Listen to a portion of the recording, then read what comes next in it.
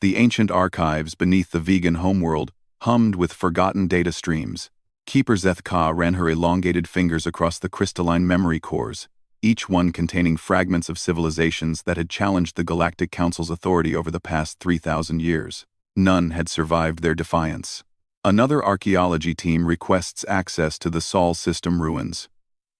Her assistant, Morvel, announced through the bio-neural link.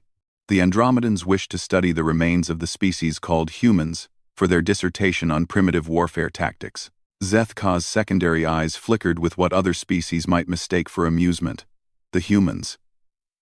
Even after 3 millennia, their name still carried weight in certain academic circles, not because they had posed any real threat to the Council's dominance, but because they had been so thoroughly, so completely eradicated that their destruction had become the gold standard for how to handle rebellious species. "Deny the request," she commanded, her bioluminescent patches pulsing with authority. The Sol system remains quarantined by Council decree. The radiation levels from the neutron bombardment still exceed safe parameters. This was only partially true. The radiation had dissipated centuries ago, but the Council preferred to maintain the fiction. It served as a reminder to younger species of what happened when they challenged the natural order. Zethka accessed her personal memory cores, reviewing the archived reports from that long-ago war. The humans had been a curious anomaly among the galaxy's inhabitants. While most species developed either superior technology or powerful psychic abilities before achieving faster-than-light travel, humans had managed interstellar flight through what could only be described as stubborn determination and creative problem-solving. They had arrived at first contact with ships held together by what they called duct tape and prayers. Yet somehow, those ramshackle vessels had crossed the void between stars. The Council's initial assessment had classified them as a minor nuisance at best, a species so technologically backward that they posed no conceivable threat to galactic stability. That assessment had proven catastrophically wrong. The first sign of trouble came when human colonists began establishing settlements in systems the Council had designated as buffer zones between major galactic powers. When politely asked to relocate, the humans had responded with what their diplomatic corps termed creative misunderstandings of Council jurisdiction. "We don't see any no trespassing signs," their ambassador had said during the formal protest hearing. "And last we checked, empty space doesn't belong to anybody until somebody makes use of it." The Council had attempted to explain the complex territorial agreements that had maintained galactic peace for over 50,000 years. The humans had listened politely, asked several clarifying questions about enforcement mechanisms and legal precedents, then proceeded to establish 17 more colonies in disputed territories. Their reasoning, when finally extracted through extensive diplomatic pressure, had been shockingly simple. "If you're not using the space, and we need it, then we're going to use it. If you want us to stop, you'll have to make us." The Council had never encountered such brazen disregard for established authority. Most species, upon learning they faced the combined might of a galactic government that had existed since before their sun was born, would have immediately sought accommodation. The humans had apparently viewed it as a negotiation between equals. Zethka paused her review to examine a particularly detailed report from Ambassador Krixna, the Centauran diplomat who had served as primary liaison with humanity during the escalation period. "They are unlike any species in our database," Krixna had written. "Their technological development follows no predictable pattern. They will spend decades perfecting medical techniques to extend life by mere years, then in the same period develop weapons capable of sterilizing entire planets. They value both their elderly and their young with equal ferocity, yet send their healthiest adults to die in conflicts over resources they could easily synthesize." The report continued with growing bewilderment. "They appear to have no concept of impossible, as other species understand it. When informed that their proposed terraforming project on Kepler 442b would require energy expenditures exceeding their civilization's total output for 1,000 years, they simply began work on what they termed efficiency improvements to their fusion reactors. The Council had tried standard diplomatic pressure first: economic sanctions, travel restrictions, formal censure. The humans had responded by developing alternative trade routes with species the Council had never even known existed, creating new forms of faster-than-light communication, and establishing what they cheerfully termed black market embassies in the neutral zones. When the Council escalated to shows of military force, positioning battle fleets at the edge of human space as a demonstration of overwhelming power, the humans had responded with what their leadership described as proportional defensive measures. 3 months later, the Council's most advanced dreadnought, the pride of Altarian engineering, had simply vanished while on patrol near the human colony of New Brisbane. No debris field, no distress signals, no trace beyond a brief transmission that consisted entirely of human laughter. The search for the missing dreadnought had led to one of the most disturbing discoveries in Council history. The humans had not destroyed it, they had captured it, somehow boarding and subduing a ship with a crew of 8,000 without causing any apparent damage to the vessel itself. More troubling still, they had returned it 3 weeks later with a polite note, thanking the Council for the loan of such an educational vessel, and offering some minor improvements to your defensive systems in exchange for the learning opportunity. The improvements had been minor in the sense that a solar flare was a minor weather disturbance. The humans had somehow enhanced the ship's shields to twice their previous effectiveness, increased engine efficiency by 40%, and added weapon systems that exceeded Council understanding of theoretical physics. They had also, with what their note described as typical human humor, engraved a message in the ship's central corridor. Thanks for the field trip. Your security could use some work though. We've included some suggestions in the captain's ready room. P.S. Your coffee is terrible. The captain's ready room had contained 17 bound volumes of technical specifications for defensive improvements. Detailed analyses of every weakness the humans had exploited during their infiltration, and a coffee maker along with what they termed care package of actual decent coffee from Earth. Zethka found herself reading the final notation in Ambassador Krixna's report. The words that had ultimately sealed humanity's fate. I believe we are dealing with a species that views the impossible as merely difficult and the inevitable as merely temporary. They do not understand the concept of accepting limitations, and I fear they may not understand the concept of accepting defeat. The Council had tried negotiation one final time, offering the humans a substantial territory in the galactic rim where they could develop without interference. The human response had been delivered by their Prime Minister, a deceptively small woman named Sarah Chen, during a full session of the Council Assembly. Your offer is generous, Chen had said, her translator struggling with the complex emotional undertones in her voice. But you seem to be operating under a fundamental misunderstanding. You assume that we want your permission to exist. We don't. We assume that you want our cooperation in maintaining galactic peace. Whether we give it depends entirely on whether you earn it. She had paused, allowing her words to be processed by the thousands of Council delegates. You rule through consensus and tradition. That's fine for you. We rule through consent and innovation. That works for us. The question isn't whether humanity will find its place in the galaxy. The question is whether you'll find yours in a galaxy that includes humanity. The silence that followed had been absolute. No species in recorded history had spoken to the Council with such casual dismissal of their authority. Several delegates had called for immediate military action. Others had suggested economic warfare. A few had proposed studying the humans more carefully before taking any irreversible steps. High Chancellor Vormka had made the decision that still echoed through galactic politics 3 millennia later. He had stood before the Assembly, his massive frame radiating the authority of countless generations of successful galactic management, and spoken the words that doomed an entire species. The humans represent a fundamental threat to galactic stability. They cannot be negotiated with, because they refuse to acknowledge the legitimacy of our authority. They cannot be contained, because they view boundaries as suggestions. They cannot be ignored, because their influence spreads to every species they encounter. His pause had been calculated for maximum dramatic effect. Therefore, they cannot be allowed to continue existing.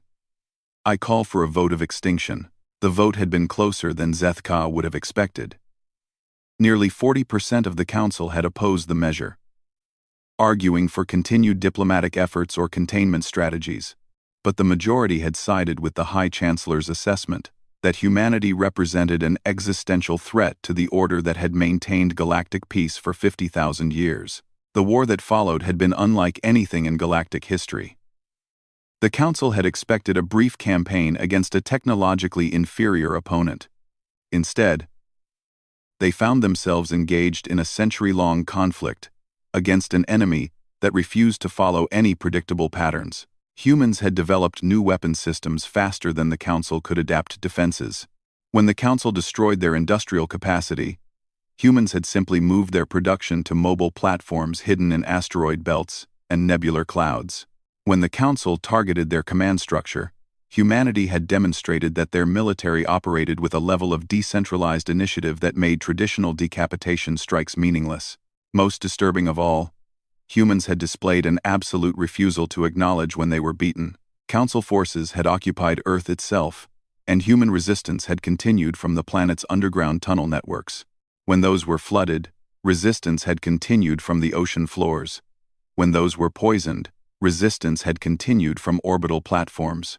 The final phase of the war had required the Council to make a choice they had never before contemplated: the complete sterilization of an entire star system, neutron bombardment of every world, asteroid, and space station in the Sol system, the destruction of all human genetic material, cultural artifacts, and technological innovations. It had taken a full year to complete the sterilization. Even as their home system burned, human forces had continued operating in other sectors, apparently unaware that their war was already lost. The last human resistance cell had been eliminated nearly 6 months after Earth's destruction, still fighting with the same stubborn determination that had characterized their species from first contact. Zethka closed the historical files and returned her attention to current duties. The humans were ancient history now, a cautionary tale told to remind younger species of the price of defying galactic order.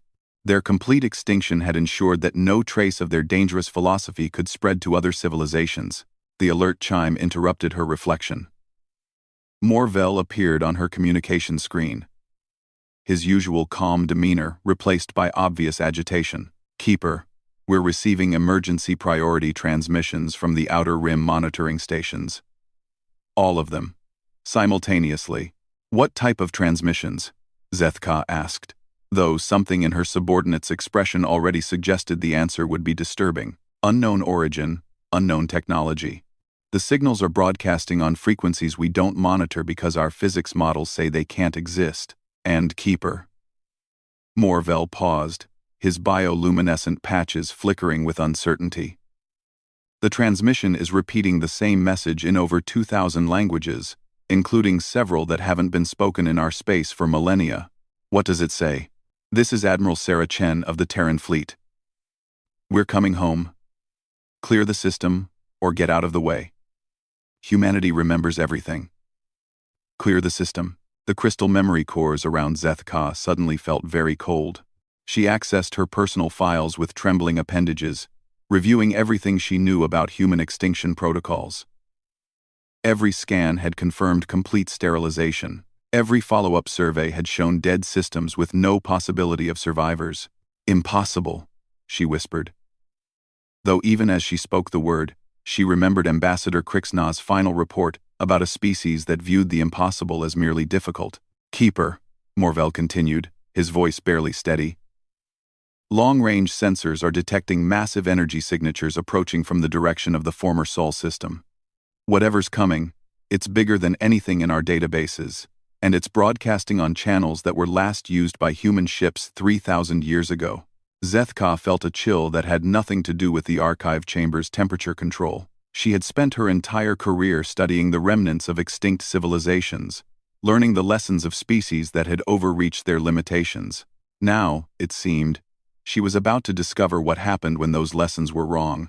"Send immediate priority alerts to all Council worlds," she ordered, her voice carrying the authority of her position despite the growing certainty that her position was about to become irrelevant. "Full military mobilization." "And Morvel?" "Yes, Keeper. Get me every piece of data we have on human military doctrine. If we're about to face the species we thought we'd completely destroyed, we need to understand how they survived. More importantly, we need to understand what they learned while they were gone." As the alert sirens began wailing throughout the archive complex, Zethka found herself wondering whether the humans had spent the last 3 millennia simply surviving in some distant corner of the galaxy, or whether they had spent that time preparing for this moment. Given what she knew of human psychology from the historical records, she suspected it was the latter. The galaxy was about to discover that some species, when pushed to the edge of extinction, didn't simply die quietly. Some species remembered, some species planned, and some species came back stronger than anyone thought possible. Humanity, it seemed, was about to remind the galaxy why they had been considered a threat worth exterminating in the first place. Admiral Sarah Chen stood on the bridge of the TNS Resurrection, watching the tactical displays update in real time as her fleet emerged from the quantum fold drives that had carried them across impossible distances. 3,000 years of preparation had led to this moment, and she intended to make every second count. "Fleet status report," she commanded, her voice carrying the calm authority that had seen humanity through its darkest period. "All vessels have successfully translated from fold space," replied Commander Jackson Torres, her tactical officer. "No casualties. No system failures. The new drives performed flawlessly."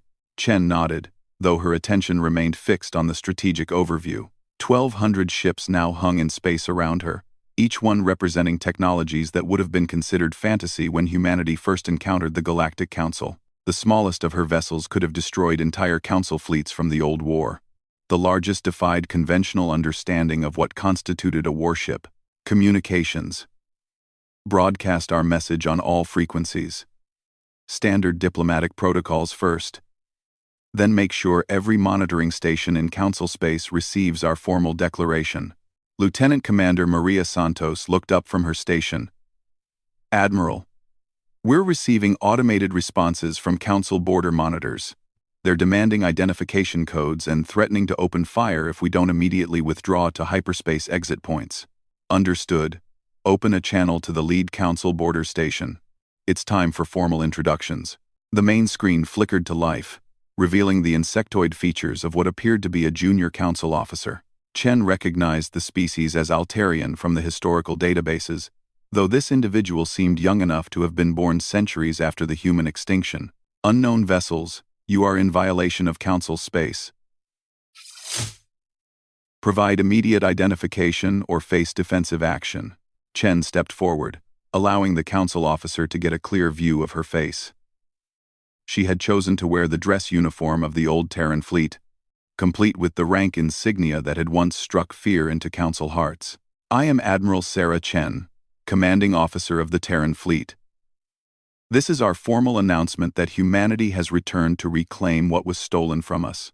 You have 1 hour to evacuate all council personnel from the Sol system before we begin recovery operations." The Altarian officer's compound eyes widened in what appeared to be shock. "Impossible. The human species was rendered extinct over 3,000 years ago. This must be some form of deception." "Not extinct," Chen corrected, her tone remaining perfectly diplomatic. "Relocated. We've spent the last 3 millennia in the void between galaxies, growing stronger and learning from our mistakes. Now we're home, and we have business to conduct with the Council." "You're claiming to be descendants of the extinct human species?" "Not descendants. Survivors. Many of the people on this fleet were alive during the original war. We've had time to prepare for this conversation." The council officer seemed to struggle with this concept. "That's impossible. No biological species lives for 3,000 years, Chen smiled, and something in that expression seemed to make the alien uncomfortable. "Officer, the first lesson you need to learn about humans is that we don't accept impossible as a final answer. We prefer to think of it as a temporary engineering problem." Before the Altarian could respond, alarms began sounding on his bridge. Chen could hear panicked voices in the background, speaking in several different council languages. "What's happening?" the officer demanded, turning toward his tactical station. Chen consulted her own displays with casual interest. "It appears your deep space sensors are registering the main body of our fleet. We brought a few friends with us." The tactical display behind the council officer lit up like a festival celebration. Thousands of contacts were appearing throughout the outer system, each one representing a human vessel that had just dropped out of fold space. "How many ships do you have?" the Altarian whispered. "Enough," Chen replied. "Officer, I want you to relay a message to your superiors. Tell them that Admiral Sarah Chen, formerly of the destroyed Earth Defense Force, is requesting a formal audience with the High Chancellor of the Galactic Council. Tell them I have a proposal that might prevent the complete restructuring of galactic civilization." "Admiral," Commander Torres interrupted from his station. "Council, fast attack squadrons are forming up at the system perimeter. Looks like they're planning to test our defensive capabilities." Chen turned to study the tactical display. Approximately 50 Council vessels were accelerating toward the outer edges of her formation. Respectable force by the old war's standards, though woefully inadequate for current circumstances. Signal the squadron commanders. Demonstration protocols only. Show them what we can do without actually destroying anything important. Acknowledged. Chen returned her attention to the council officer, whose bridge had apparently devolved into barely controlled chaos. "Officer, you might want to advise your attack squadrons to maintain a respectful distance. We've developed some new technologies during our absence, and we'd prefer to demonstrate them through simulation rather than live-fire exercises." The Altarian was frantically trying to coordinate communications between his station and the approaching council forces. Chen watched with detached interest as the first squadron of council ships approached maximum weapons range. "Admiral," Torres announced, "flagship squadron is signaling ready for demonstration. Proceed." On the tactical display, one of the human vessels began to glow with an energy signature that exceeded the council sensor's ability to measure. The ship seemed to fold in on itself for a moment, then reappeared directly between the approaching council squadron and the main human fleet. The council ships immediately opened fire, launching everything in their weapons inventory at the single human vessel. The energy beams and projectiles struck something invisible, approximately 1 kilometer from the human ship, and simply disappeared, as if they had been absorbed into nothingness. "What happened to our weapons fire?" the Altarian officer demanded. "Absorbed and redirected," Chen explained patiently. "We call it a quantum dispersal field. Your weapon's energy has been converted into useful power for our ship systems. Thank you for the recharge, by the way." The council squadron apparently decided to try a different approach, moving to surround the lone human vessel.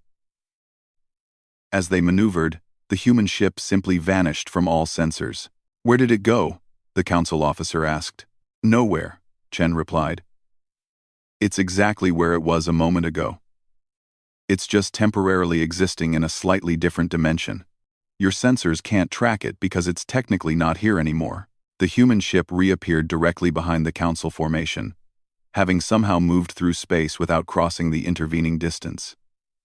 The maneuver should have been impossible according to every known law of physics. "How?"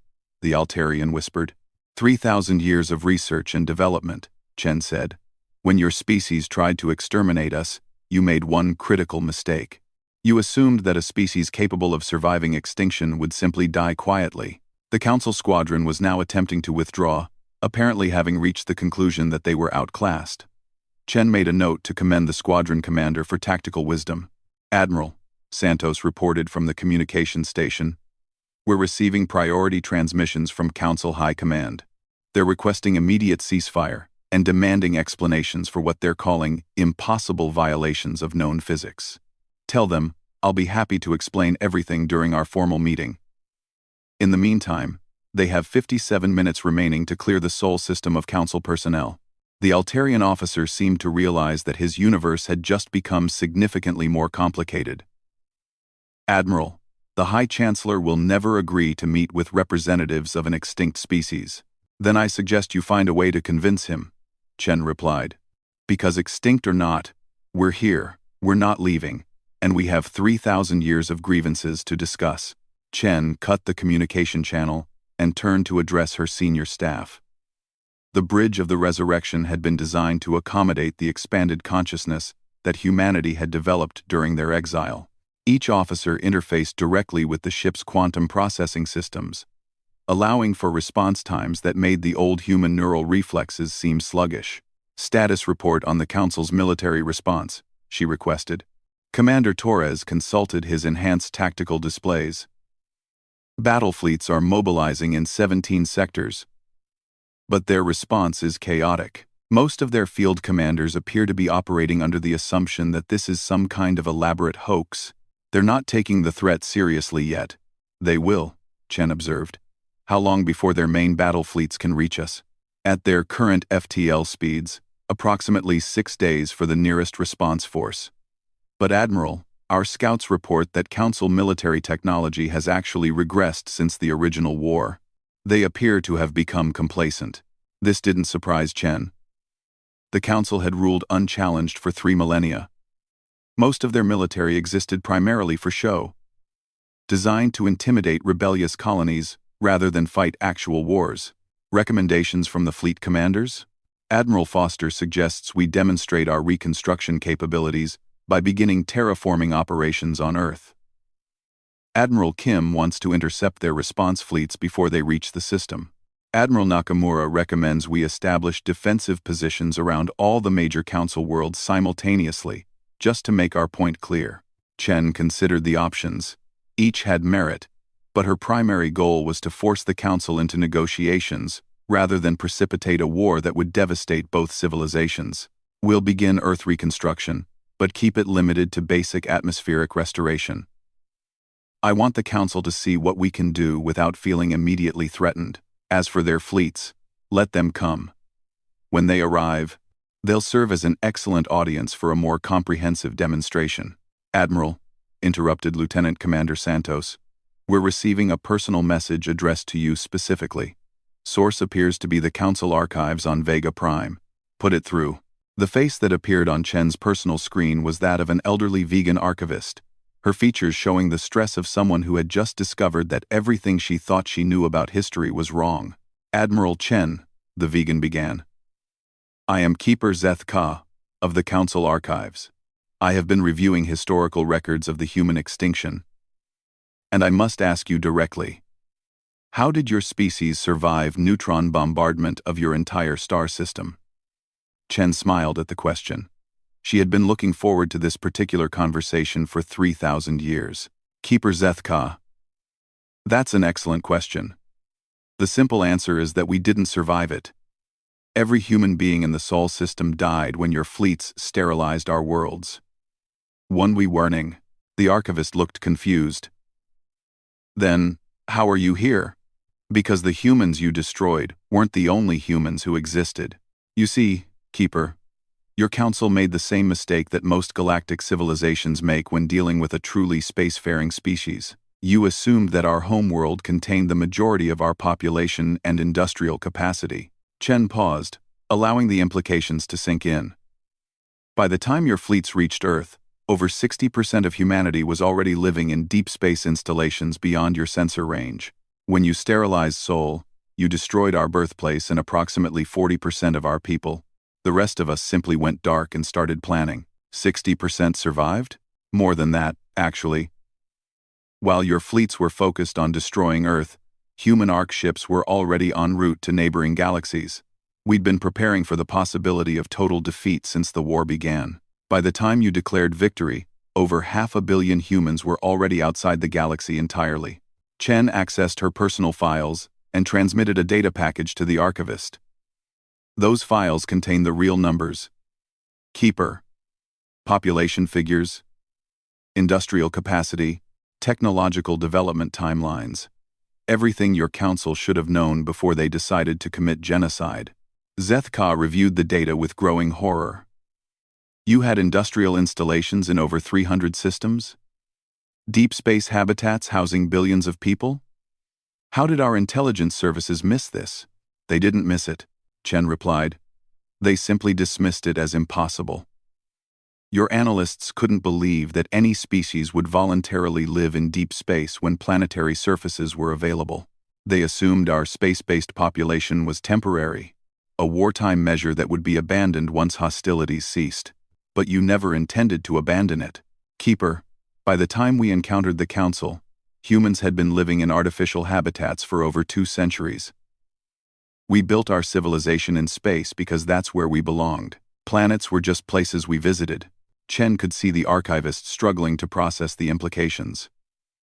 The Council had spent 3 millennia believing they had successfully exterminated a planetary civilization, when in fact, they had been fighting a truly interstellar species that viewed worlds as resources rather than homes. "Admiral," Zethka said carefully, "what are your intentions now that you've returned?" "Simple," Chen replied. "We want our homeworld back. We want formal recognition of humanity's right to exist. And we want to discuss reparations for 3,000 years of enforced exile." "Reparations? Keeper.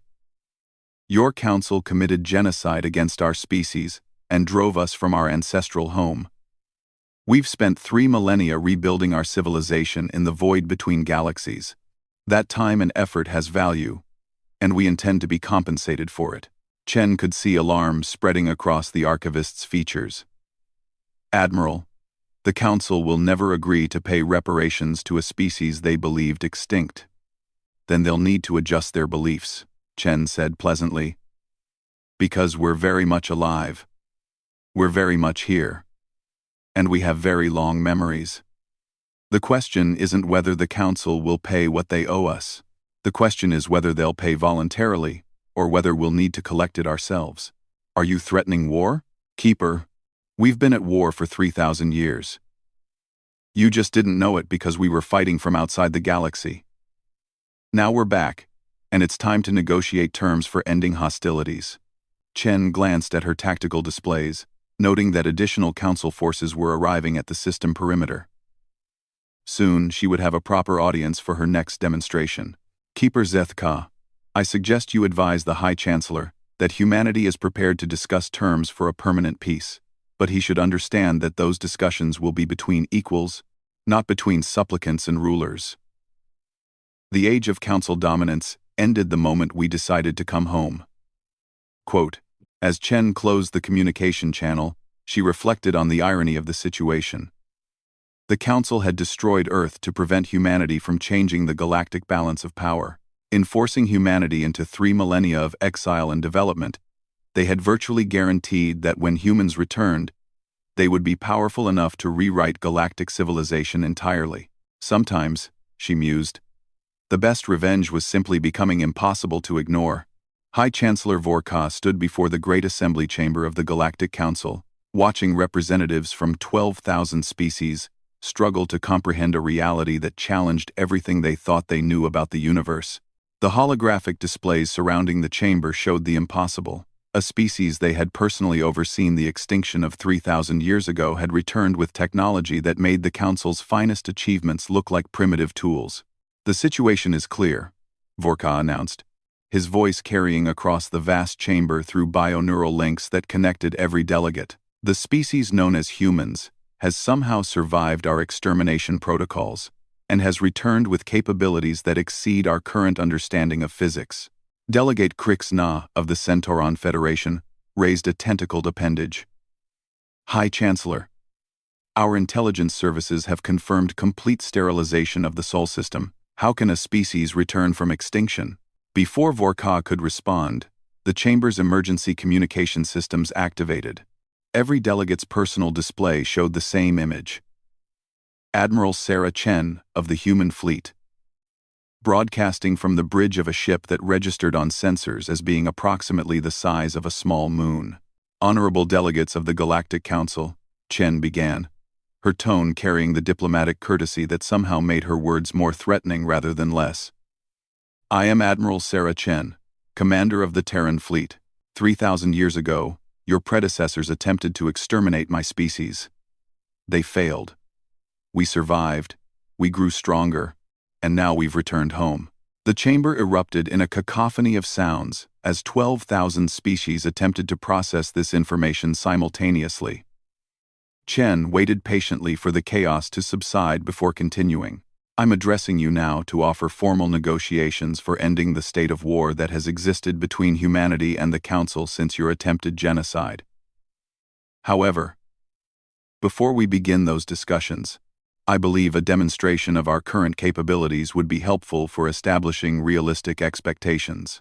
Vorka felt a chill that had nothing to do with the chamber's environmental controls. He remembered the reports from the border monitoring stations, describing human vessels that appeared and disappeared at will.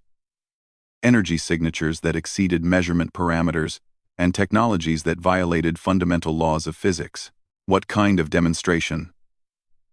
Delegate Sithra of the Andromedan Empire demanded. Something simple and non-threatening, Chen replied. We're going to restore Earth to its pre-war condition. This will take approximately 6 hours. I suggest you observe the process carefully, as it will give you an accurate assessment of what we learned during our exile. The tactical display shifted to show the Sol system in real time. Earth appeared as it had for the past 3 millennia, a dead, radioactive rock orbiting a star that had been deliberately destabilized during the Council's sterilization campaign. Nothing could survive on its surface, and the radiation levels would remain lethal for tens of thousands of years. This is impossible, Delegate Morka of the Altarian hierarchy protested. Planetary restoration on that scale would require energy expenditures exceeding the total output of our entire civilization. Then you should probably watch carefully, Chen suggested. You might learn something useful. The human fleet began moving into formation around Earth, their vessels taking positions that formed a complex three-dimensional pattern around the dead world. Each ship began emitting energy signatures that the Council's sensors couldn't properly classify. Vorka found himself watching in fascination as the impossible began to unfold. The first sign of change came in Earth's atmosphere, where the radiation-poisoned air began to clear as if it were being filtered by some invisible mechanism. Within minutes, the toxic clouds that had shrouded the planet for 3 millennia started to dissipate. How? Whispered Delegate Zarka of the Procyon Collective. Quantum-level molecular restructuring, Chen explained, as if discussing the weather. We're not removing the radiation, we're converting it back into useful elements. The same energy your ancestors used to poison our world is now powering its restoration. The changes accelerated. The dead oceans began to show signs of movement, as the human ships somehow restored the hydrological cycle. Massive weather systems formed and dissipated in patterns that suggested incredible precision control over atmospheric dynamics. Atmospheric composition is stabilizing, reported Chen. Oxygen levels approaching optimal range. We're now beginning surface restoration. The view shifted to show Earth's continents, which had been reduced to scorched wastelands during the sterilization. Vorka watched in growing disbelief as green began to spread across the dead land masses. Not the slow, natural progression of plant growth, but rapid, coordinated restoration that suggested the humans were somehow reconstructing entire ecosystems from the molecular level. This is beyond our science, Delegate Thekna of the Rigelian Confederacy stated. The energy requirements alone should be impossible. Your science has limits because you think in terms of scarcity, Chen replied. When you spend 3,000 years in the void between galaxies, you learn to think in terms of abundance. Energy is everywhere, if you know how to access it. Mountains were rising where the bombardment had left only crater plains. Rivers began flowing along courses that matched pre-war geographical surveys. The human fleet was somehow reconstructing Earth exactly as it had existed before the Council's attack. Historical accuracy verified, announced one of the Council's senior analysts. The continental configurations match our archived surveys from before the sterilization. They're not just restoring the planet, they're restoring it to its exact previous state. Vorka realized what this meant. The humans weren't just demonstrating their technological capabilities. They were showing the Council that they remembered everything. Every detail of their lost homeworld had been preserved through 3 millennia of exile. Surface temperature optimization complete, Chen reported. Beginning biological restoration phase. The tactical display zoomed in to show specific regions of Earth's surface. In what had once been called North America, vast forests were emerging with growth rates that defied biological understanding. In the regions that had been oceans, complex marine ecosystems were developing in real time. They're not just restoring life, whispered Delegate Krixna. They're restoring specific species. That's a Terran oak forest in the eastern continental region. Those are Terran wolves in the northern territories. Genetic archives, Chen explained. We preserved samples of every Earth species before the war began. Unlike your extermination fleet, we understood the value of biodiversity. Within 4 hours, Earth had transformed from a dead radioactive wasteland into a living world that appeared identical to pre-war conditions. The human fleet had somehow reversed 3,000 years of devastation, as if it had never happened. Restoration complete, Chen announced. Earth is now habitable and ready for recolonization. Atmospheric composition optimal, radiation levels nominal, all major ecosystems functioning within normal parameters. The assembly chamber had fallen completely silent. 12,000 of the galaxy's most advanced species were struggling to process what they had just witnessed. The humans had casually demonstrated capabilities that exceeded the Council's most optimistic projections of what might be theoretically possible. Now, Chen continued, let's discuss the terms for ending our war. Vorka found his voice, though it took considerable effort. Admiral Chen, the Council is prepared to negotiate. What are humanity's terms? Our requirements are simple, Chen replied. First, formal recognition of humanity's right to exist and expand throughout the galaxy without Council interference. Second, immediate withdrawal of all Council forces from the Sol system and surrounding sectors. Third, reparations for 3,000 years of enforced exile. What form would these reparations take? Delegate Sithra asked. Territorial concessions, technology transfers, and resource allocation sufficient to compensate for our lost time and development opportunities. We calculate the value at approximately 40% of current Council gross domestic product, payable over the next millennium. The chamber erupted in outraged protests from thousands of delegates. 40% of the Council's GDP would cripple galactic civilization, forcing a complete restructuring of interstellar economics. That's impossible, Delegate Morka shouted above the chaos. The Council cannot survive such demands. Then perhaps the Council shouldn't have attempted genocide, Chen replied calmly. However, we're reasonable people. We're prepared to accept alternative forms of compensation. What alternatives? Vorka asked. Though he suspected, he wouldn't like the answer. Technology sharing agreements that give humanity full access to Council scientific databases. Territorial grants that provide us with sovereign control over approximately 1/3 of current Council space. And formal recognition of humanity as the senior partner in a new galactic government structure. The silence that followed was more threatening than any battle fleet. Chen was proposing the complete dissolution of the Galactic Council as it had existed for 50,000 years. You're demanding the end of our civilization, Vorka said quietly. We're demanding justice, Chen corrected. Your civilization attempted to end ours. The fact that you failed doesn't absolve you of responsibility for the attempt.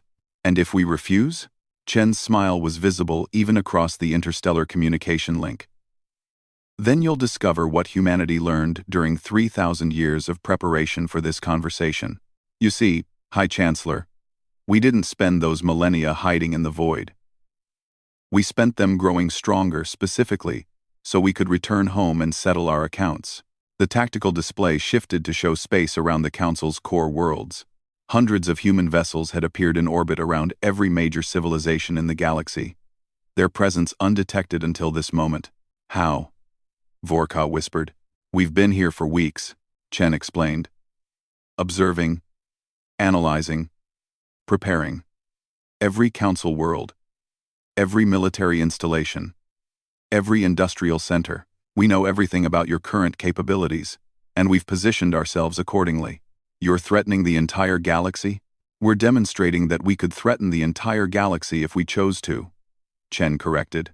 The question is whether you prefer negotiation or demonstration. Delegate Krixna leaned forward in his communication pod.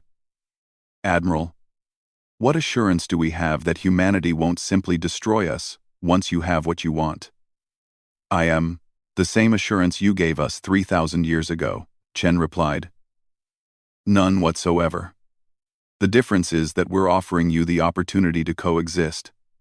Your predecessors didn't extend us the same courtesy. Vorka found himself facing the most difficult decision in Council history. The humans had demonstrated capabilities that made resistance pointless, but accepting their terms would mean the end of the galactic order that had maintained peace for 50 millennia. We need time to consider your proposals, he said finally. Of course, Chen agreed. You have 72 hours to reach a decision.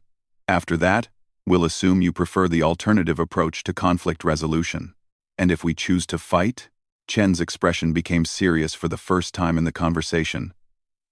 High Chancellor, we've spent 3,000 years preparing for the possibility that the Council would refuse reasonable terms. We've developed contingencies for every possible scenario, including ones where diplomatic solutions prove impossible. The tactical display showed additional human vessels appearing throughout Council space. The numbers were staggering. Millions of ships, each one representing technology that exceeded Council understanding. We didn't return home to conquer the galaxy, Chen continued. We returned home to reclaim our place in it. How much of the galaxy survives that process depends entirely on your decision in the next 3 days. The communication ended, leaving the assembly chamber in stunned silence. Vorka looked out at the representatives of 12,000 species, all of whom were now grappling with the reality that their universe had fundamentally changed. The humans had done more than survive extinction. They had returned as something beyond the Council's ability to challenge or contain. The only question remaining was whether galactic civilization would adapt to this new reality or be replaced by something entirely different. 3 days later, the Galactic Council formally accepted humanity's terms for ending the war. The document signing ceremony was held on Earth, in the city that humans called New Geneva, built on the restored surface of their recovered homeworld. High Chancellor Vorka stood in the reception hall following the ceremony, watching human and council representatives mingle in an atmosphere that somehow managed to be both celebratory and somber. The formal documents had established humanity as senior partners in what was now called the Galactic Federation, with humans holding veto power over all major decisions affecting interstellar policy. It could have been worse, Admiral Chen observed, approaching with 2 glasses of what appeared to be champagne. How? Vorka asked, accepting the offered drink. We could have decided that coexistence wasn't worth the effort, Chen replied. 3,000 years is a long time to hold a grudge, Chancellor. The fact that we chose negotiation over revenge should be seen as a positive development. Vorka sipped the champagne and found it surprisingly pleasant. Admiral, may I ask you a personal question? Of course. Are you really the same Sarah Chen who commanded human forces during the original war? Chen smiled and nodded. Extended lifespans were one of the first technologies we perfected during our exile. When you have unlimited time for research and development, biological aging becomes just another engineering problem to solve. So you remember everything. The destruction of Earth, the extermination of your people. I remember all of it, Chancellor. But I also remember what we learned afterward. Sometimes the greatest victories come from the willingness to survive, defeat, and return stronger than your enemies thought possible. Vorka raised his glass in a gesture that he hoped conveyed respect rather than surrender. To humanity's return, then, and to the hope that our species can build something better than what existed before. To the future, Chen agreed, touching her glass to his. Whatever it may hold. As the celebration continued around them, both leaders understood that they were witnessing the end of one galactic age and the beginning of another. The Council's 50,000-year reign had ended not with conquest or revolution, but with the return of a species that had learned how to turn extinction into evolution. The galaxy would never be the same. But then again, as humans had demonstrated repeatedly throughout their history, change was often the prelude to something better than anyone had dared to imagine possible.